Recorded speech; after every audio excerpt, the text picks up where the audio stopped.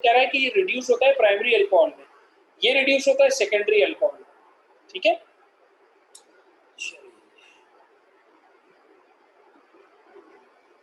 Carboxylic acid and asters, ये क्या होता है? इसका नेम है प्रोपेनोइक एसिड। कार्बोक्सिलिक एसिड इसका ऐसे 3 कार्बन है, इसका नाम हो जाएगा मिथाइल इथेनोएट। मिथाइल इथेनोएट ये एक एस्टर है, ये पूरा सिस्टम है, ओ लेवल में पढ़ाया था, इसको रिकॉल कर लेना कि मिथाइल इथेनोएट इसका नाम क्यों है। याद दिलाने के लिए बता दूं, ये वाला हिस्सा ऑक्सीजन तक का एसिड से आता है और ये वाला हिस्सा अल्कोहल से आता है। ठीक है, यानी कि C डबल बॉन्ड O और इसके पीछे का जितना भी हिस्सा होगा R, ये सब एसिड से आएगा।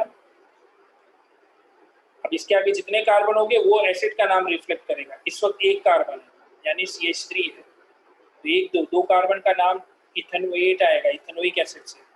और इधर एक ही मीथेन है, एक ही अल्कोहल है, एक ही कार्बन है, यानी कि तो ये अल्कोहल से रिफ्लेक्ट होगा। और ये CH3 को आप मिथाइल कहते हो, मिथाइल। C2H5 होता तो इथाइल, C3H7 होता तो प्रोपाइल, तो ये मिथाइल हो गया, तो मिथाइल इथेनोएट। सही है, ये इसका नाम बन गया।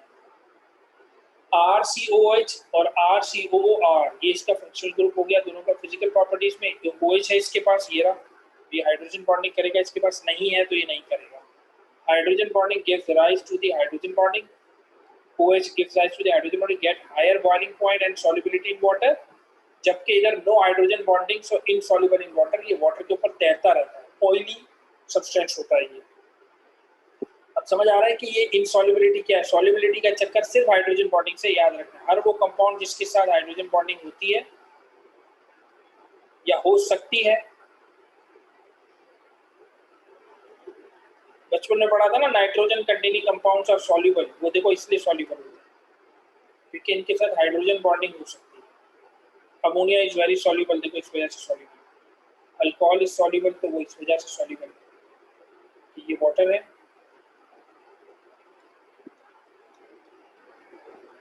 सही है, हाइड्रोजन बॉन्डिंग है। कार्बोक्सिलिक एसिड में भी हाइड्रोजन बॉन्डिंग है, यहाँ से आके उसके साथ वाटर जुड़ेगा, ये है ना, तो ये O है। ये इलेक्ट्रोनेगेटिव, ये इलेक्ट्रोपॉजिटिव, हाइड्रोजन बॉन्डिंग बनाने के लिए बोलेंगे तो आपने ये नेगेटिव पॉजिटिव और ये डॉट्स बना के दिखा देना, इसका आपको 1 मार्क मिल जाता है। सॉल्युबिलिटी इन वाटर होगा। केमिकल प्रॉपर्टी में एसिडिक है, रिएक्ट्स विद अल्कोहल, अल्कोहल से रिएक्ट करके एस्टर्स बना लेता है। फेयरली अनरिएक्टिव, हाइड्रोलाइज होता है, अलबत्ता हाइड्रोलाइज टू एसिड, जब उसको हाइड्रोलाइज करते हो तो ये बीच में से टूट जाता है। और OH यहाँ से निकला था और H जहाँ से निकला था वहाँ इसको H और OH मिल जाता है, और H इसको मिल जाता है, OH इसको मिल जाता है, तो ये दोबारा एसिड में कन्वर्ट हो जाएगा। ठीक है, डन हो गया। अच्छा, स्टीरियो आइसोमर्स में जाने से पहले हम पानी पी लेते हैं। चलिए जी, स्टीरियो आइसोमेरिज्म में क्या होता है? सेम मॉलिक्यूलर फॉर्मूला होता है बट डिफरेंट स्पेशल अरेंजमेंट होती है। स्पेशल अरेंजमेंट कहते हैं अरेंजमेंट इन स्पेस। ठीक है, स्पेस में 3 डायमेंशनल अरेंजमेंट जो होती है ना, ये डिफरेंट हो जाती है। जैसे कि ये है एक, ये मेरी तरफ आ रहा है, ये प्लेन पर है और ये पीछे जा रहा है, ये हाइड्रोजन, ये हाइड्रोजन, ये हाइड्रोजन, ये हाइड्रोजन। तो इनकी अरेंजमेंट जो होगी ना, अब मैं अगर इसको घुमा दूं, रोटेट कर दूं, तो ये वाला हाइड्रोजन इधर आ जाएगा, ये वाला हाइड्रोजन इधर आ जाएगा, इसको कहते हैं स्पेशल अरेंजमेंट। ये 3 डायमेंशनल में किस तरह होगी, और ये 109 डिग्रीज का 0.5 डिग्रीज का एंगल बनाएगा, we know that. There are 2 types of geometrical isomers stereo isomers में, sorry 2 types of stereo isomers. Stereo को ज्योमेट्रिकल एंड ऑप्टिकल होता है, SGO, जिसको मैंने कहा था ना SGO। तो स्टीरियो में जहाँ स्पेशल अरेंजमेंट डिफरेंट होता है। स्ट्रक्चरल आइसोमर क्या था? Same formula different structure, same formula different structure. ये किसके लिए था? ये था स्ट्रक्चरल आइसोमर्स के लिए। स्टीरियो आइसोमर्स के लिए क्या होता है? जिनकी स्पेशल अरेंजमेंट डिफरेंट होती है, 3 डायमेंशन में उसको अरेंज अलग तरीके से किया जाता है। इसमें पहला है ज्योमेट्रिकल आइसोमर। ज्योमेट्रिकल आइसोमर क्या होता है? An example of stereo isomerism. ठीक है, ज्योमेट्रिकल आइसोमर होता है, वो तब होता है जब आपके पास मॉलिक्यूल में डबल बॉन्ड हो, बस। तो found in some but not all alkenes. इसका भी रीजन है ऑल अल्कीन्स में क्यों फाउंड नहीं होता, अभी आगे चलोगे तो समझ आ जाएगा। Occurs due to restricted double bonds, carbon to carbon, get 2 forms. Carbon to carbon double bond के साथ दो फॉर्म्स हो सकती है, एक तो ये जिसमें दो क्लोरीन नीचे आ रहे हैं, और एक थे जिसमें दो क्लोरीन ऑपोजिट आ रहे हैं। जब दो क्लोरीन और दो हाइड्रोजन अलाइन हो जाए, यानी कि ये है आपका प्लेन और ये है आपका सिंगल कार्बन, इस कार्बन पर दो फंक्शनल ग्रुप्स लगे हों और इस कार्बन पर भी दो फंक्शनल ग्रुप्स लगे हों, मगर वो दोनों फंक्शनल ग्रुप्स में जो लाइटर फंक्शनल ग्रुप है, जैसे ये लाइटर है और ये हेवियर है, अगर ये दोनों लाइटर अलाइन हो आमने सामने और ये दोनों अलाइन हो, इनको कहते हैं सिस,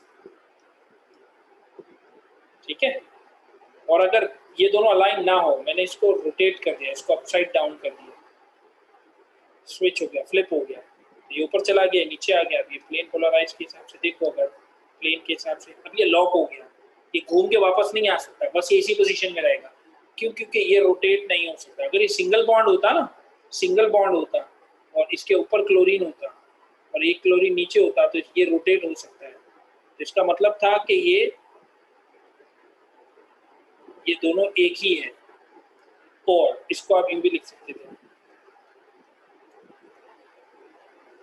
ये सब सेम था। लेकिन जब डबल बॉन्ड आता है तो वो ये आपके पास रोटेटेबल नहीं होता, ठीक है ना, रिस्ट्रिक्ट हो जाती है, रोटेशन रिस्ट्रिक्ट होती है, तो कार्बन से कार्बन का डबल बॉन्ड रोटेट नहीं हो पाता, जिसकी वजह से आपके पास इस तरह के आइसोमर को ट्रांस कहते हैं। जब दो सेम ग्रुप्स हो, हैवी ग्रुप्स हो, अलाइन हो तो सिस है, और जब ऑपोजिट हो तो ट्रांस है, ठीक है।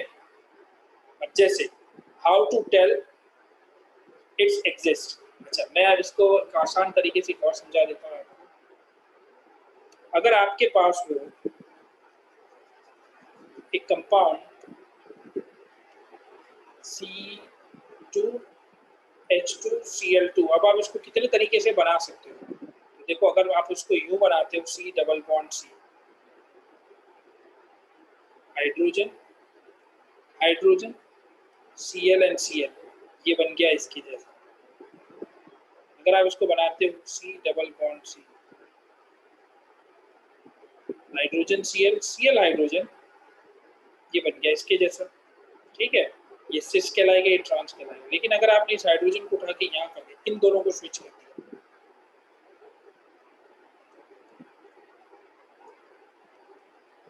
तो ये बन गया हाइड्रोजन हाइड्रोजन और ये बन गया Cl Cl, ये ना सिस है ना ट्रांस है, ये स्ट्रक्चरल आइसोमर बन गया, ठीक है, स्ट्रक्चरल आइसोमर बन गया। अब मुझे कैसे पता चलेगा, उसके लिए ये चीज थी, how to tell if it exist two different functional group, C2 था, H2 था, Cl2 था, तो टू डिफरेंट एटम्स जो ग्रुप अटैच थे, तो यस इट इज आइसोमर। कौन सा? ज्योमेट्रिकल आइसोमर, क्योंकि इन दोनों के पास ये दोनों अलाइन है, ये दोनों अलाइन है, तो ज्योमेट्रिकल आइसोमर है, ये एग्जिस्ट करता है। टू सिमिलर एटम्स तो अटैच्ड हैं, मगर दोनों एक ही कार्बन पर आ गए, सेम कार्बन पर दो एटम्स एक जैसे नहीं आ सकते। इन दोनों को तुम देखो और इन दोनों को देखो, तो टू सिमिलर एटम्स ग्रुप है, एक ही कार्बन पर अटैच है, तो ये आइसोमर नहीं हुआ, ज्योमेट्रिकल नहीं हुआ, ठीक है। पोजिशनल आइसोमर ये वो हो सकता है, स्ट्रक्चरल आइसोमर हो सकता है। अच्छा, दोबारा ये दोनों एक ही कार्बन पर एक जैसे अटैच हो गए, ठीक है, जबकि डिफरेंट कार्बन पर दो डिफरेंट अटैच थे, कोई फर्क नहीं पड़ता, जबकि एक कार्बन पर दोनों एक जैसे अटैच हो गए, तो फिर भी ये ज्योमेट्रिकल आइसोमर नहीं बना। लास्ट कंडीशन थोड़ी सी टिपिकल है, ठीक है, या तो सारे के सारे फंक्शनल ग्रुप डिफरेंट हो जाए, ये भी हो सकता है, आपके पास सारे के सारे फंक्शनल ग्रुप डिफरेंट हो जाए। अब देखो इसमें क्लोरीन है, ये ब्रोमीन है, ये आयोडीन है, ये हाइड्रोजन है, सारे डिफरेंट हो गए, तो ये सिस एंड ट्रांस हो सकता है। लेकिन जब ऐसी कंडीशन आए जब आपके पास सेम फंक्शनल ग्रुप ना हो, ऑल डिफरेंट फंक्शनल ग्रुप्स हो, तो फिर अब हम इसके लिए E and Z notation use करते हैं, सिस एंड ट्रांस। सिस का मतलब क्या होता है? जिसमें ये दोनों अलाइन हो, ये सिस है ना,